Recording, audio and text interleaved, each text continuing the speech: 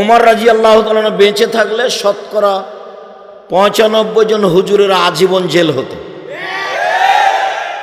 বক্তব্য একটা জগৎ যেখানে বিদ্যা লাগে না, অবাক হতে হয় আমাকে।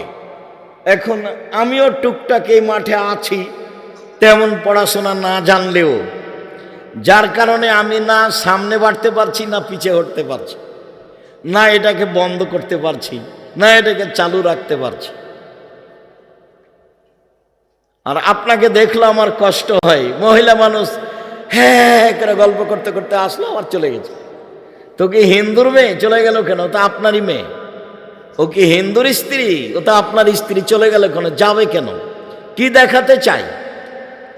ছোটনার লোকেরা তো এলাকার দিনের জন্য এ কাজ করছে, কিছু করতে না পারে। মাদ্রাসা যখন চালু করতে পারেনি তখন বলছে অন্তত একটা জালসা চালু করি, মানুষজন কোরআন হাদিস শুনবে একটু। তো মানুষজন কোরআন হাদিস শুনবে বলেই তো এই পদক্ষেপ। তা আপনি বাড়ি চলে গেলেন কেন? কিছুক্ষণ অপেক্ষা করলেন না কেন? আপনি মহিলা মানুষ, আপনার শরম হলো না কেন? কি সমস্যা? দেবরের সাথে এসেছিলেন, গল্প করতে অসুবিধা হলো, আবার চলে গেলেন। এটা তো কুমিল্লা বাড়ি ঘেরা লাগে না, সাতক্ষীরার মতো। বহুদিন বলেছি এই মাঠে যে ভুইসার করে এসেছিলাম, ভিতরে গেলাম তো বলছি এটা বাড়ি। তো বলছি কোন দিক দিয়ে ঢুকলাম? বাড়ি হলে দরজা লাগবে না? কি খবর ভাইজান? কই যারা আপনারা আছেন, বাড়ি হলে দরজা লাগবে না নাকি? একটা বাহির দরজা লাগবে, যেটাতে সালাম দিয়ে ঢুকতে হবে। রাসূল সাল্লাল্লাহু আলাইহি ওয়াসাল্লাম বলছেন 3 শ্রেণীর মানুষের জিম্মেদার আল্লাহ। এক, যে দরজায় সালাম দিয়ে ঢোকে, তার জিম্মেদার কে? আল্লাহ। তা আপনার দরজায় না তো সালাম দিবেন কোথায়? তা আল্লাহ জিম্মেদার হবে কেমনে? 2, যে সালাত আদায়ের জন্য বাড়ি থেকে বের হয়েছে, বাসায় ফিরে আসা পর্যন্ত তার জিম্মেদার আল্লাহ। 3, যে যুদ্ধের পথে বের হয়েছে, জেহাদের পথে, বাড়িতে ফিরে আসা পর্যন্ত জিম্মেদার আল্লাহ। যদি মারা যায় জান্নাত, জিম্মেদার আল্লাহ। যদি ফিরে আসে অনেক বড় সফলতা।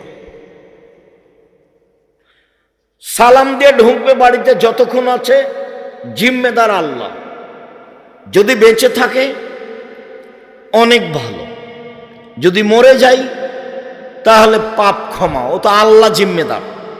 তো সালাম দিয়ে যে ঢুকবেন, তো বাড়ির দরজায় তো নাই, সালাম দিবেন কোথায়? বহুল হিসাব। আগামীকাল সন্ধ্যা হতে হতে বাড়ির চতুর্দিক ঘেরবেন, একটা দরজা রাখবেন, ইট দিয়ে হোক, চটছালা দিয়ে হোক, একটা কিছু দিয়ে হোক, সবাই সালাম দিয়ে ঢুকবেন। আপনি বাধ্য। চাঁপাই নবাবগঞ্জের ভাষায় আদেশ, আপনাকে তো সালাম দিয়ে ঢুকতে হবে, আপনার বাপকে ঢুকতে হবে। মানে সালাম দিয়েই বাড়িতে ঢুকতে হবে, এটা আদেশ।